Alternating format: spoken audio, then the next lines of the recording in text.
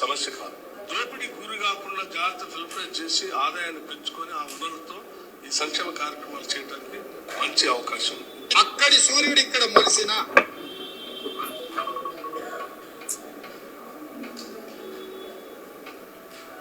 4,000 రూపాయల పెన్షన్ ఇచ్చి తీర్థము. రాష్ట్ర ఆదాయము పెరిగింది. పెరిగిన ఆదాయాన్ని మేము దోసుకోకుండా, మేము దోపిడీకి పాల్పడకుండా పేదలకు పంచి పెడతాము. ఎలా అమలు చేయాలో మాకు తెలుసు. మీకు ఏదైనా అనుమానం ఉంటే బహిరంగ చర్చ పెట్టండి. అన్నిటికీ ఆర్థిక లెక్కలతో పాటు సంపూర్ణంగా మేము ప్రజలకు వివరించి చెప్పాం. రాష్ట్రం ఆర్థికంగా బాగా లేదు, అప్పు గుర్తలేదు, అనా పైసా ఎవరు ఇస్తలేడు. ఎవరినైనా కలవడానికి పోతే బ్యాంకర్లు దొంగలను చూసినట్టు చూస్తారు. తెలంగాణ రాష్ట్ర ప్రతినిధులను ఎవరు ఢిల్లీకి పోతే విన్నారు కదా బ్రదర్, బ్యాక్వర్డ్ క్లాసెస్ని రేవంత్ చాతగాని దద్దమ్మ పాలన కప్పిపుచ్చుకోవడానికి బ్యాక్వర్డ్ క్లాసెస్ తోటి వాళ్ళ సెల్ఫ్ రెస్పెక్ట్ తోటి ఆడుకున్నాడు ఇన్ని రోజులు. రెడ్డి, నేను ఎన్నడూ కులం గురించి మాట్లాడా. రెడ్డి అన్నది కులం కాదు, నేను గుణం అంట. గ్రామ పంచాయత్ స్థాయికి వెళ్ళి రాష్ట్రాలు నడిపేదాకా, సొసైటీలు నడిపేదాకా సోషల్ రిఫార్మ్స్ కానీ సోషల్ వర్క్ కానీ అన్నిట్లో ముందుండే కులం అది. దిశానిర్దేశం చేయగలిగిన కులము సమాజానికి. సో అది పక్కన పెడతాం. 1947కి వెళ్ళి 2027 వస్తుంది రేపు. 80 ఏళ్ళల్లా నీకు ఒక్క బీసీ దొరకకపోయా నీ పార్టీకి ఉమ్మడి ఆంధ్రప్రదేశ్లో ముఖ్యమంత్రిని చేసుకోవడానికి. నీవు చాతగాని పాలన కప్పిపుచ్చుకోవడానికి నువ్వు చేసిన వాగ్దానాలు ఒక్కటి కూడా నెరవేర్చలేదు. కాబట్టి ఇలా ఏమంటుండండి, అక్కడ సూర్యుడు ఇక్కడ ఉరిసిన ఎలక్షన్ల కంటే ముందు మేము అన్నీ మా వాగ్దానాలు నెరవేరుస్తాం, ఆదాయం పుట్టిస్తాం. ఇక ఫైనాన్స్ మినిస్టర్ గారైతే అసలు టోటల్గా అయిపోయింది, మేము సంపాదించేస్తున్నాం, మేము ఇచ్చేస్తున్నాం అన్న దూరంలో మాట్లాడుతున్నాం. ఇవన్నీ అయిపోయినాక ఎలక్షన్లు కాగానే రేవంత్ మేము బిచ్చపోని, నాకు బిచ్చం వేస్తలేదు బ్యాంకు, నేను పోయి పైసలు అడిగితే చెప్పులు ఎత్తుకపోయేటోట లెక్క చూస్తున్నారు నన్ను అని ఇట్లా మాట మార్చు. అసలు దానికి దీనికి పొంతనుంది. మీరు చేసిన వాగ్దానాలకి, ఎలక్షన్ల ముందర మీరు మాట్లాడిన మాటలకి ఇప్పటికీ ఏమన్నా పొంతనుందా? ఇవన్నీ కప్పిపుచ్చుకోవడానికి ఒక కారణమైతే కాళేశ్వరం, నువ్వు కాళేశ్వరంలో కేసీఆర్ని ఎందుకు లోపలేయలేదు? నువ్వు వేసిన కమిటీ కల్వకుంట్ల కుటుంబం దొంగలు, కాళేశ్వరం సిర్ఫ్ కమిషన్ కోసమే చేపట్టిందని చెప్తే రిపోర్ట్లా నువ్వు ఎందుకు లోపటేయలేదు? నువ్వు ఈ కార్ల కేటీఆర్ని ఎందుకు లోపటేయలేదు? నువ్వు ఫోన్ ట్యాపింగ్లో ఒక ఆఫీసర్ని లోపలేయకపోతేవి?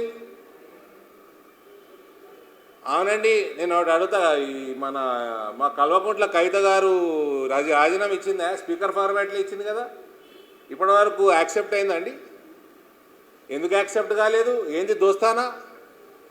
సంతోషరావుని ఏదో అన్నాడినా, జిఎస్టీ టానిక్ల జిఎస్టీ స్కామ్ ఉందన్నాడు ఈ రేవంత్. హరీష్ పాల వ్యాపారం చేస్తా అన్నాడు. మరి అది ఏం పాల వ్యాపారం నాకు అర్థం కాలే. ఎవరో అసెంబ్లీలో అన్నాడు హరీష్ పాల వ్యాపారం చేస్తున్నాడు. మరి ఏమైంది? ఇవన్నీ కూడా సెటిల్మెంట్లు, నువ్వు చేసిన వాగ్దానాలు గుడిసున్నా. రైతులు ఖిలాఫ్ ఉన్నారు, మహిళలు ఖిలాఫ్ ఉన్నారు, యువత ఖిలాఫ్ ఉన్నది, ఎన్ఆర్ఐలు ఖిలాఫ్ ఉన్నారు. ఇవన్నీ డైవర్ట్ చేసుకోవడానికి వెనుకబడిన తరగతుల ఆత్మ అభిమానంతో ఆడుతున్న డ్రామా ఇది రేవంత్. నేను ఇవాళ వరకు మాట్లాడలే బ్రదర్. నీకు చాతనైతే చెయ్యి. జయలలిత చాతనైంది. నీ ప్రభుత్వం, నీ పార్టీ ప్రభుత్వం దొంగబెట్టింది, తమిళనాడుకి వెళ్ళి తెచ్చుకున్నది రిజర్వేషన్. నీ పార్టీ ప్రభుత్వంలో లేదా కేంద్రంలో? అప్పుడు ఏం పీకిండ్రు? ఎవడి మీద చూపిస్తున్నావు దొంగ నాటకాలు? నీ ఉద్దేశానికి చిత్తశుద్ధి ఉంటే where there is a will there is a way. జయలలితకు విల్లుండే ఆమె చేసుకొని వచ్చింది. నరేంద్ర మోడీకి వెనుకబడిన, ఆర్థికంగా వెనుకబడిన అగ్రవర్ణాలకి 10% ఇవ్వాలనుకున్నాడు, ఇచ్చిండు. చిత్తశుద్ధి ఉంటే చేసుకుంటావు. నీకు చిత్తశుద్ధి లేదు, నీకు డ్రామాలు చేసేది ఉన్నది. నువ్వు చేసిన పనికిమాల పరిపాలనను కప్పిపుచ్చుకోవడానికి, వాగ్దానాలు నెరవేర్చలేదని అవన్నీ కప్పిపుచ్చుకోవడానికి నువ్వు కల్వకుంట్లతోటి చేసుకున్న సెటిల్మెంట్లు బయటికి రావద్దని ఆడిన డ్రామా ఇది. దీనికి బీసీలు బకరా అవుతున్నారు. ఇక వాళ్ళ ఆత్మాభిమానంతో ఆడుకున్నావు తప్ప ఏమీ లేదు. ఇది అది కోర్టు తీర్పు. నీకు చిత్తశుద్ధి ఉంటే రాజ్యాంగ సవరణ చేయకుండా అవుతుందా అండి? అది ఎవరికి ముల్లికి కూడా తెలిసిడా.